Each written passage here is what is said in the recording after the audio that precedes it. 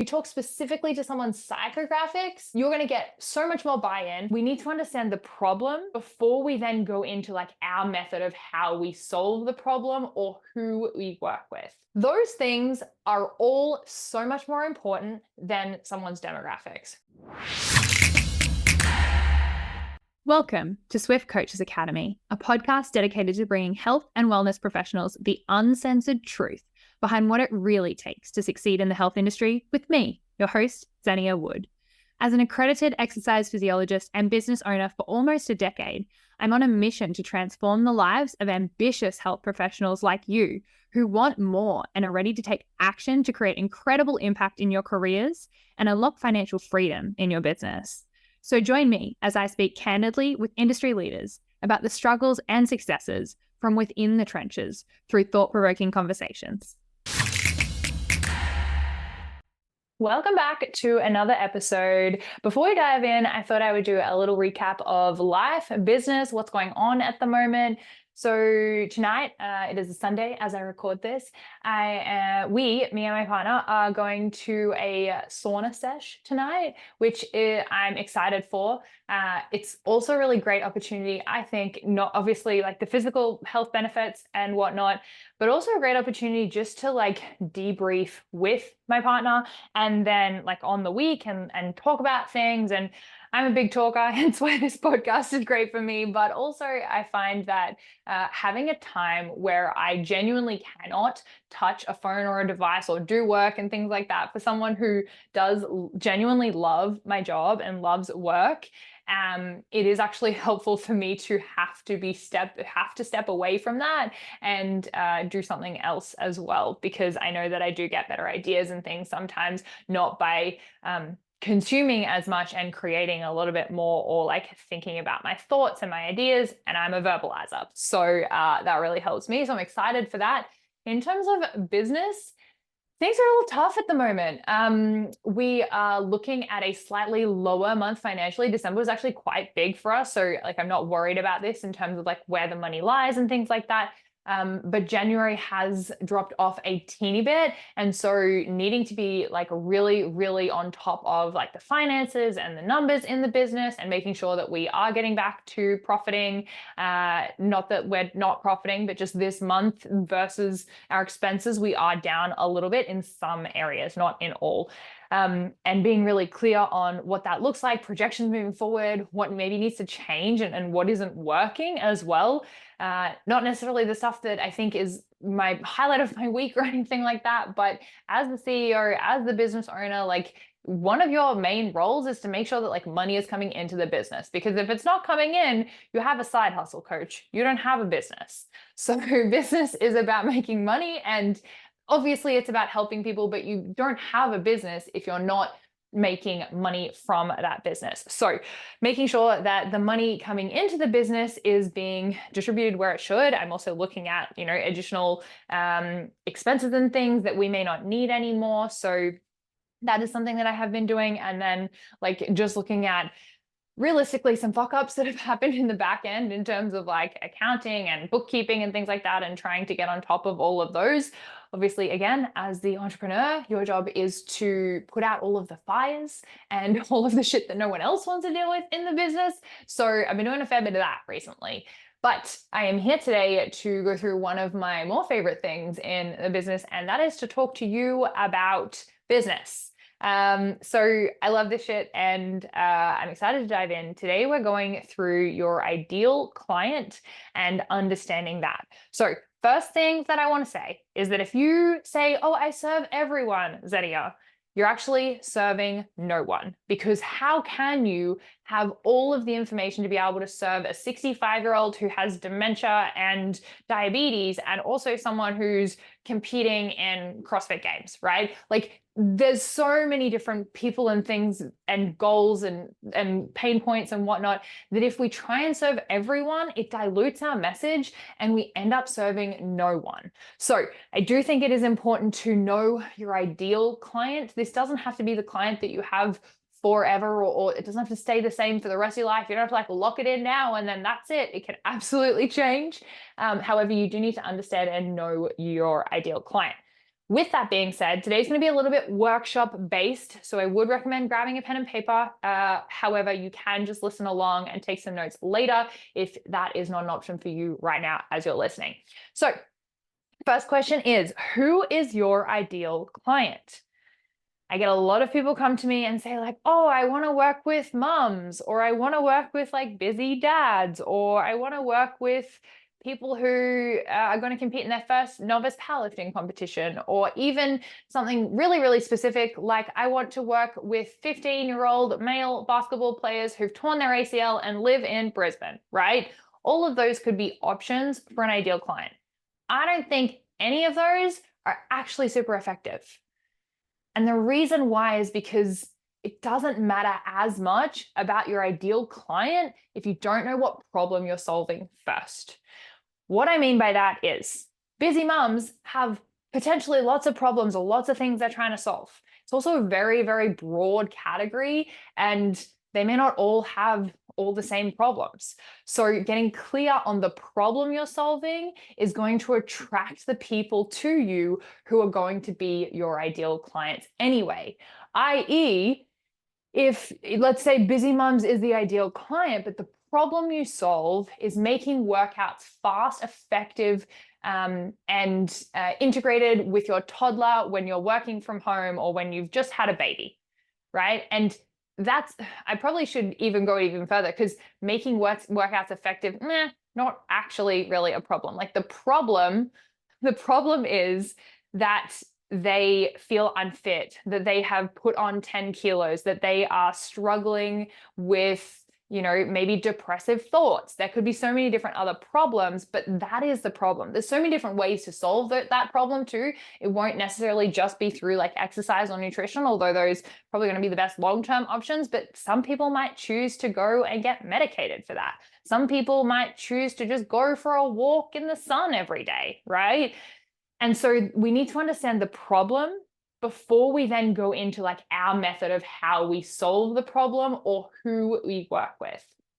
So obviously, if you're going with the busy mom scenario and you're working with mums who are, let's say, are struggling, are time poor, being time poor is not a problem in itself, right? It's also, I would probably reframe that and say, not prioritizing my time, or have less time to do things for myself than I used to before I had children. However, that's not the problem. The problem is, as a result of not having as much time, what they are now not doing, or what they want to be doing or want to have that they no longer have, i.e. the fitness level that they had before, or the muscle mass, or the confidence in their body, or the ability to wear the dress that's 2 sizes smaller that they want to fit back into, or being able to socialize with their friends and, have a couple of drinks and not feel shitty about that, or not feel, uncomfortable in their body as a result of having additional calories on one weekend, right? Those are the problems. If you break this down, I think what I'm trying to get at here is that so many coaches come to me and I'm like, okay, like what do you do? And they say, oh, I do exercise science, or I do physiotherapy. I'm like, okay, but what problem do you solve? And they're like, oh, I get people out of pain. I'm like, okay, but like, why is that a problem? Like, why is pain a problem? For some people, they're very happy to live with that, or they understand it's a part of life for them, or, like they've decided that they don't need to get out of pain. So why is the pain a problem? And I think that that's what we really need to be touching on and tackling when we're talking about like our marketing and our messaging. Now, I do often find that marketing is like this big fancy word that kind of gets thrown around, and it gets a little confusing as to what it actually means. Realistically, marketing is just a fancy way of saying getting your message in front of people who would benefit or could be helped from you, your products, your services. Okay, so if you hear marketing thrown around, it's really how do you get your message or your product or your service in front of the people who need it.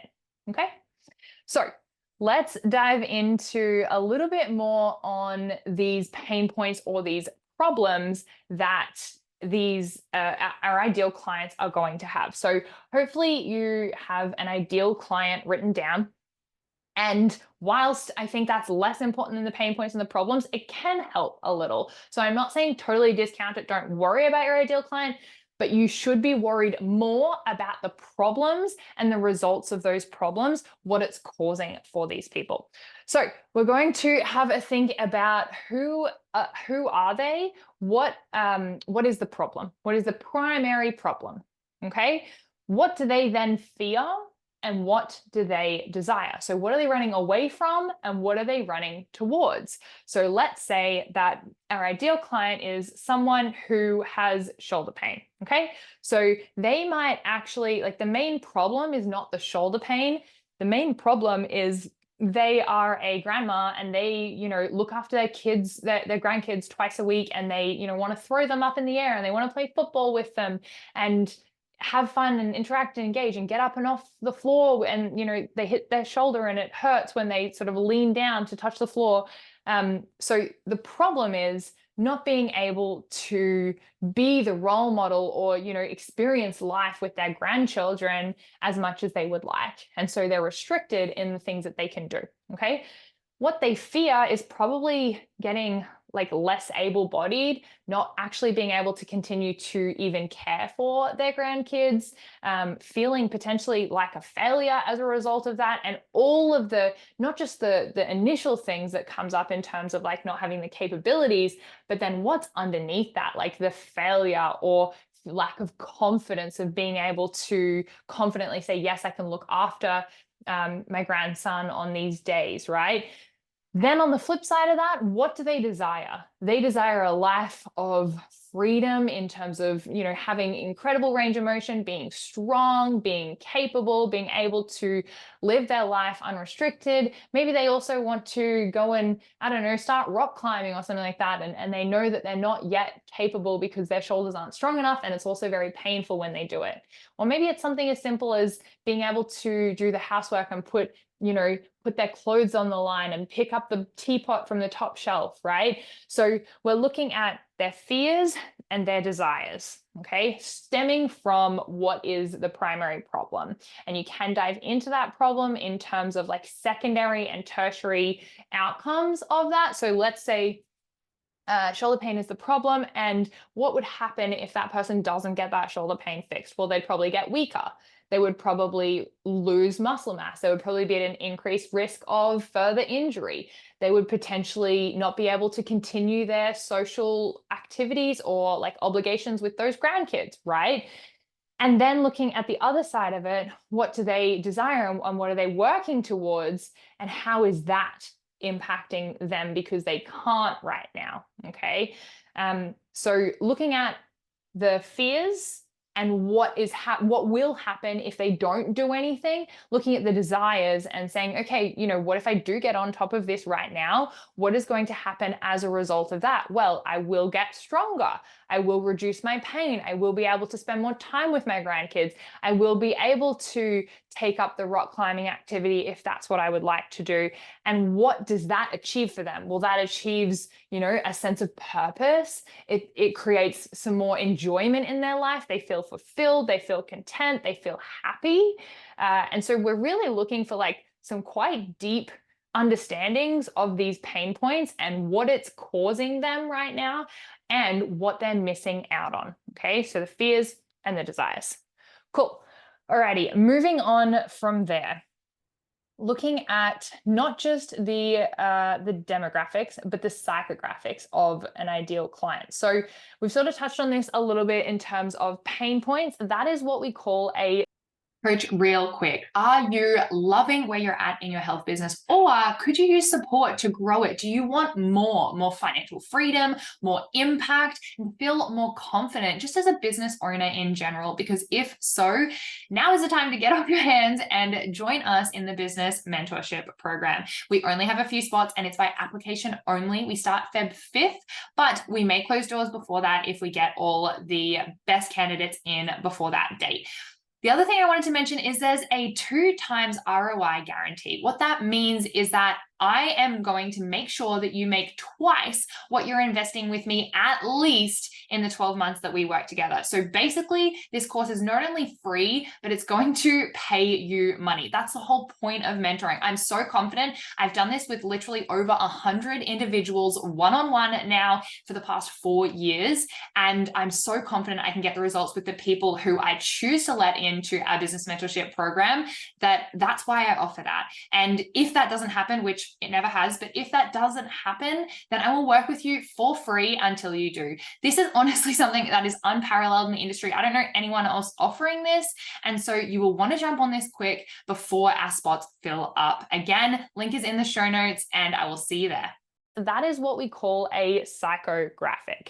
So let's go back a second and start with the demographics. So a demographic is something that you can easily determine from someone. So it's things like their age, their sex, where they live, what sport they play, what school they go to, how much money they make a year, anything that like you could just write down and it would be like one answer and it would always be the same if that same circumstance is there, right? How much they weigh, all those sorts of things. Psychographics are much deeper than this.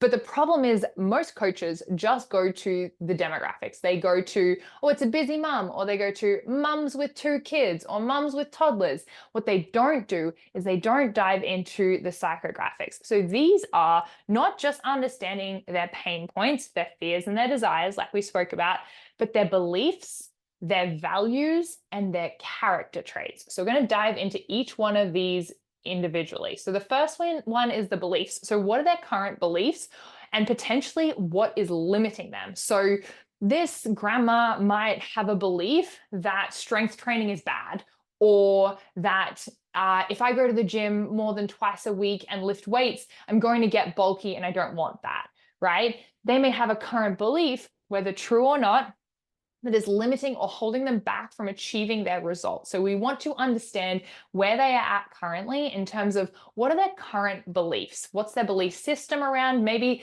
they believe that they have to exercise 7 days a week or it's not worth it, right? So if we can understand, hey, my ideal client is this type of person, and I know that they often come to me and they say these really random things like, I'm going to like put on so much weight, I'm going to look like Arnold Schwarzenegger. And I'm like thinking to myself, if only, like I've been training for like a decade and I've been trying to put on muscle mass, and like I explain this to people all the time. And to me, it's like, just because your car can drive 250 kilometers an hour doesn't mean you have to put your foot down on the gas that much, right? Like and then the worst case scenario, let's say grandma who has no testosterone is probably never going to put on a muscle mass that, Michelle Bridges or Arnold Schwarzenegger has anyway, without a fuck ton of testosterone boosters. Let's say that she does put on too much muscle mass for what she deems as too much. She just takes her foot off the gas. It's so simple. And I just don't understand why people are still concerned about that. But maybe that's an analogy you can use with your clients if they're concerned about something like that. You can literally just take your foot off the gas, right? Like you trained too hard and got too much muscle. Firstly, like I'd love to swap DNA with you. But secondly, just take your foot off the gas. That's okay. Moving on. So current limiting beliefs. What are their fears? What are their doubts? What are their uncertainties? So what do they currently believe? And potentially some of those things need to be shifted, right? What's not serving them? Maybe it's not serving them to believe that they're going to put on so much muscle mass, they're going to look like Arnie, and that's inhibiting them from even going to the gym because they're nervous about that. Or maybe they have a fear or worry that they're going to look silly in the gym, or someone's going to laugh at them. And so helping to calm those and normalize some of their fears and doubts and help them work through those and maybe shift some of those beliefs going to be really, really important. This is the stuff that we're going to be talking about before our clients or our leads, prospects, whoever, become our clients, and also when they're working with us too. Next thing is their values. What is important to them? What do they value? So let's take the grandma as the example. Let's say she really values family and quality time, right? If she is told that she has to exercise 7 days a week for 2 hours a day, she's like, I'm not going to do that because I value spending time with my family more than I do like being in the gym, right? And if you tell someone who you don't understand their values, you tell someone to do something that's misaligned with their values, they're likely not going to do it. Even if they think or understand in theory that, okay, it is important for me to be in the gym, to be doing some of this stuff to benefit me, if it goes against their values or they have a higher value, then that is going to trump whatever you're trying to get them to do. So trying to align and understand their values and align them with what you're doing is going to be super helpful. It could also be that they value going for a long hike every weekend, right? And if you have your session with them on like a Friday afternoon and you like fuck up their quads and make them like super, super sore to the point where they can't go on that hike, then that's not aligned with their values either. And so you may have to change something in terms of when you program them or what you program to make sure that they're still able to do the things that they value, okay? It's also important to not just understand what they value, but what they aren't willing to give up. And I think this is actually more important because a lot of people come to me as health coaches and say, like, I want to make $100,000 this year, or, you know, I want to employ a staff member, or, you know, I want to only work 20 hours a week. And my response to them is not like that's a great goal, right? But my response to them is, what are you willing to sacrifice? Because all of the things that we want to achieve are typically going to take effort and sacrifice. And if we aren't willing to sacrifice or change anything, then we're likely not going to achieve the result. So understanding, yes, the values of the people that we are working with, and also asking them, what are they willing to sacrifice? What are they willing to give up? Maybe Gran, who, you know, wants to spend time with her grandson, is willing to sacrifice 30 minutes a day of time with family so that she can, in the future, have more time with family, or understands that that's going to extend her life or make her have more quality time with her family, okay? The last one here is character traits. So what type of person are they? And this can also dive into a little bit of like identity as well. For example, for the longest time, I identified very, very strongly, and still do to a fair amount, but I guess it's not as strong anymore. I identified as someone who, no, that's not true. I'm going to take that back, because what I was going to say, long-winded way, what I was going to say is I identify as someone who doesn't skip workouts. I still identify as someone who doesn't skip workouts most of the time, right? Like, I will forego that for other things that have become higher priority for me, i.e. sometimes catching up with friends or doing something for my business.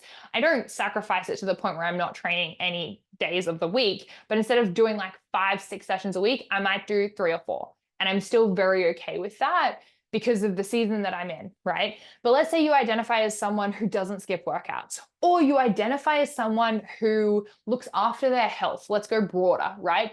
If you identify as someone who looks after your health, are you going to choose the salad, or are you going to choose the chocolate, right? If you identify as someone who values their health, you will more often than not choose the salad. And so when it comes to these character traits or the identity that we hold, if we identify as someone who is, let's say, struggles to lose weight, I identify as someone who's just always been fat, always been overweight, never been able to lose it, you will also more than likely than not be someone who acts in accordance with someone who struggles to lose weight. And so what I mean by that is not saying that, like, I guess it's saying this in your control, right? Like, weight loss is absolutely within your control. And so if you identify as someone who struggles to lose weight, or who can never budge their weight, then you're going to create that as your reality. If you identify as someone who does the things that a fit, active person does, and you stop thinking about, oh, well, I'll never lose the weight, you start thinking, well, I do things that fit, active people do, right? Then what's going to happen is you're going to start those behaviors of going to the gym more frequently, of choosing the salad over the chocolate, and it's going to start to shift your identity. So recap on our psychographics, we started with talking about our pain points or our primary problem, diving into like the secondary and tertiary effects of those, which looks at both the fear of the current state and the desire of the future state. We also then looked at the beliefs, so what's limiting them and maybe what beliefs do they need to shift. what values do they have, what's important to them, and how can we not try and like change their values, because that's like a really deep-seated thing, but how can we help align their values with what we feel is best for them with the goals that they have. And then looking at character traits or even identity and making sure that they are aligning their priorities in accordance with that. Those things are all so much more important than someone's demographics, right? If you talk specifically to those points, you talk specifically to someone's psychographics, you're going to get so much more buy-in than speaking to someone's demographics. If you say like, if you're a mom of 3 who wants exercise to be quick and seamless, it's very surface level. But if you say like, hey mom, I know it's hard with tons of kids, and the last thing you want is to, let yourself down, let your kids down. I know that you've been struggling with your weight, and it's important for you to be a role model to your children so that they can see what a fit, healthy parent looks like, and they have someone to aspire to, and so that you feel good and sexy and confident and whatever else it is. That feels so much more compelling, and I feel so much more connected to that story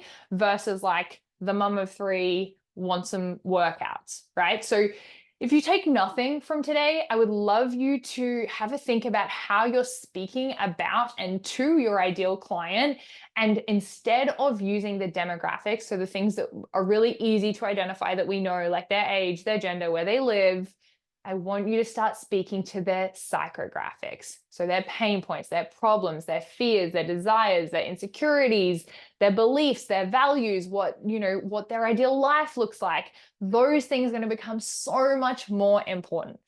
The last point that I wanted to talk about today is their current state and their transformed state. So we kind of touched on this when we talked about the fears and the desires, but I think it's important to go over how to potentially like actually talk about this and why it's important. So the current state, if we can articulate that really clearly. So if you imagine something that, let's say that you purchase something from someone, let's say it's a service, the people who were able to articulate where you're at and paint the picture of where you're going are probably more than likely the ones you ended up working with.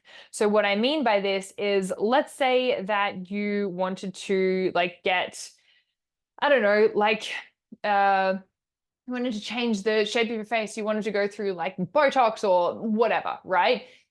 The people who just said, oh, yep, we do 7 needles and it costs $50 a needle, and it's going to take you this long, it's going to be really red, and then like you'll have the face that you want in 6 weeks or whatever it is. That's the process. You're like, oh, I don't really know. And then you're probably maybe price comparing, right?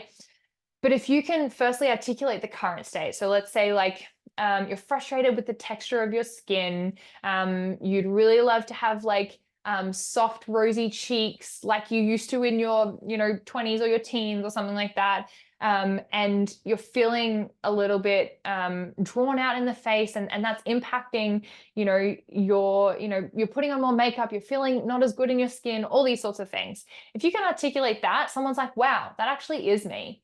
And then you add that to, okay, that's their current state. The future state is you feel good about how your face looks. You want to be in pictures. You lighten up the room. You feel confident going into that meeting because you know that you look your best you've ever looked. All these different things. It doesn't matter what you're selling, but it does matter that you can articulate clearly the current state and the transformed state. This is so important too, is to look at and be able to articulate the destination, not the airplane. So many health coaches are selling the airplane. They're selling the shit that's hard. They're selling like, come to the gym 3 times a week for 45 minutes and we'll do strength and conditioning training and I'll give you a home program, nutrition. Most people don't want that. Most people want to know that what you're going to do is get them the outcome, which is feeling good in their body, and you're enjoying their workouts and feeling stronger and being able to, put on the dress and feel good in it, and go out and have a drink on the weekend and not be worried about, that impacting their, their weight journey or whatever it is, right? It's really about if we can articulate the message. Okay. I hope this is making sense to you. I hope some of this is sinking in. And I hope that if you take something from this, it is having a think about, okay, maybe like if you are someone who is selling the airplane at the moment and not the destination, have a think about what your ideal client's current state is, what their transformed state is, and then work from there. I think it's a really great place to start. And I think starting to talk about these things, whether like verbally to clients, whether written, whether on social media, whatever it is going to help you articulate this much better.